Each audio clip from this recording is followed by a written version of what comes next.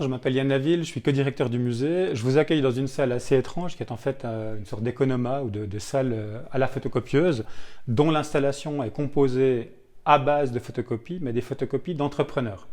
Et à travers cette salle, on essaie de dire quelque chose d'assez important, c'est que dans le système économique qu'on connaît, qui est un système de croyance, un système idéologique, ce système il a besoin de figures héroïques, de modèles à suivre, et ces modèles, on va les chercher du côté des entrepreneurs. C'est en fait un discours, une manière de raconter leur vie assez ancienne, qui commence à la toute fin du 19e, avec les grands industriels qui ont transformé l'Amérique d'un pays agricole en un pays d'entreprise.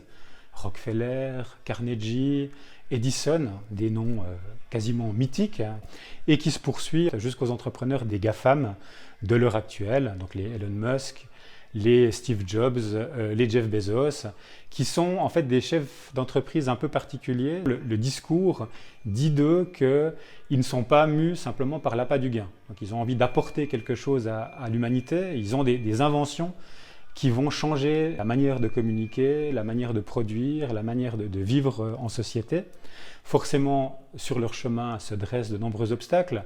La pauvreté, parce qu'en fait, premièrement, ils partent tout en bas de l'échelle sociale, ils doivent franchir les échelons un à un.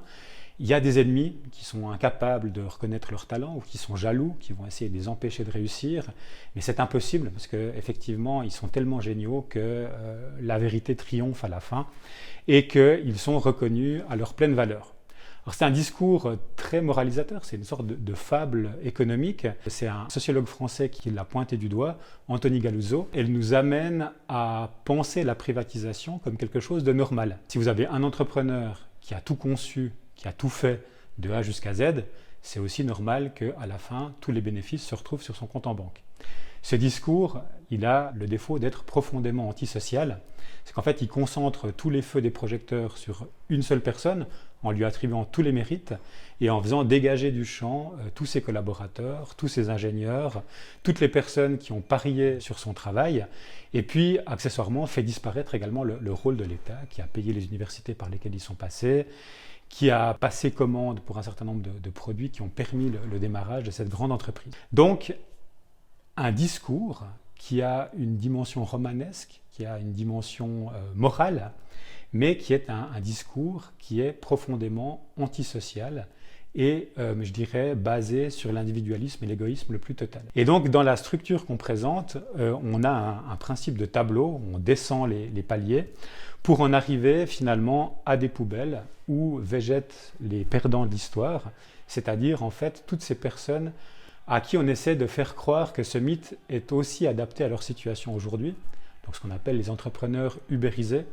chauffeurs de taxi, livreurs de pizza ou de repas à domicile, à qui on conseille de ne plus s'appuyer sur les vieux acquis de la lutte des classes, donc de laisser tomber la comptabilisation des heures supplémentaires, arrêter de penser à des balivernes comme les vacances. On est tout seul face au monde, on doit se débrouiller, alors que paradoxalement, ce discours antisocial, on sait qu'il a été construit autour de quelques dizaines de personnages. Ça a fonctionné pour eux, il a fallu embellir le discours.